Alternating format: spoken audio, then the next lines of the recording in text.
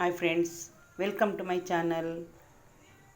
ಎಲ್ರಿಗೂ ನಮಸ್ಕಾರ friends. Hema Kannada log ಅಂತ ಇವಾಗ ನಾನು ಹೊಸ ಚಾನಲ್ ಓಪನ್ ಮಾಡ್ಕೊಂಡಿದ್ದೀನಿ ಫ್ರೆಂಡ್ಸ್. ಇವಾಗ ನೋಡಿ, ನಾನು ಉಪ್ಸಾರು ಮತ್ತು ಮುದ್ದೆ ಮಾಡಿದ್ದೀನಿ, ಅವರೆಕಾಳು ಉಪ್ಸಾರು. ಆಗಲೇ ಟೈಮ್ ಇವಾಗ ಫ್ರೆಂಡ್ಸ್ 10:30 ಮೇಲಾಗಿದೆ, 11 o'clock. ಇವಾಗ ಊಟ ಮಾಡ್ತಾಯಿದ್ದೀನಿ. ಇದು ಒಂದು ಫ್ರೆಂಡ್ ಉಪ್ಸಾರು ಭಾಳ ಈಸಿ ಆಗೋದು. ನನಗೆ ಮಾಡಬೇಕಾದ್ರೆ ಮರ್ತುಬಿಟ್ಟೆ ವೀಡಿಯೋ ಮಾಡೋದನ್ನ, ಅದಕ್ಕೆ ಇವಾಗ ನಿಮಗೆ ತೋರಿಸ್ತಾ ಇದ್ದೀನಿ.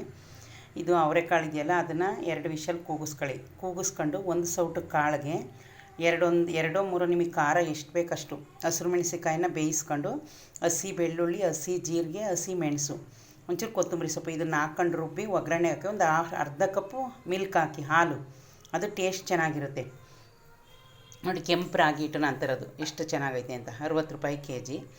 ಆಮೇಲೆ ಅದನ್ನು ಹಾಕಿ ಒಗ್ಗರಣೆಗೆ ಹಾಕಿ, ಇದು ಮತ್ತು ನಿಂಬೆಹಣ್ಣು, ಲೆಮನ್ದು ಸ್ವಲ್ಪ ರಸನ ಹಿಂಡಿ, ತುಂಬ ಟೇಸ್ಟ್ ಇರುತ್ತೆ ಇದು ಫ್ರೆಂಡ್ಸ್. ಜ್ವರ ಬಂದಿರುತ್ತಲ್ಲ ಅವ್ರಿಗಂತೂ ತುಂಬ ಟೇಸ್ಟಾಗಿರುತ್ತೆ, ಅಷ್ಟು ಚೆನ್ನಾಗಿರುತ್ತೆ ಇದು ಉಪ್ಸಾರು ಮುದ್ದೆ. ನಾನಿವತ್ತು ಇನ್ನೂ ರೈಸ್ ಇತ್ತು, ಅದಕ್ಕೆ ಉಪ್ಸಾರು ಮುದ್ದೆನೇ ಮಾಡಿದ್ದೀನಿ ಫ್ರೆಂಡ್ಸ್.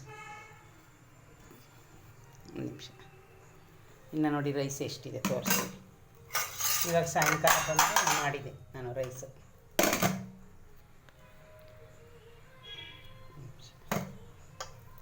ಇನ್ನೂ ಅಷ್ಟು ರೈಸ್ ಇದೆ, ಅಷ್ಟು ರೈಸ್ ನಿಮಗೆ ಖಾಲಿ ಆಗೋಲ್ಲ.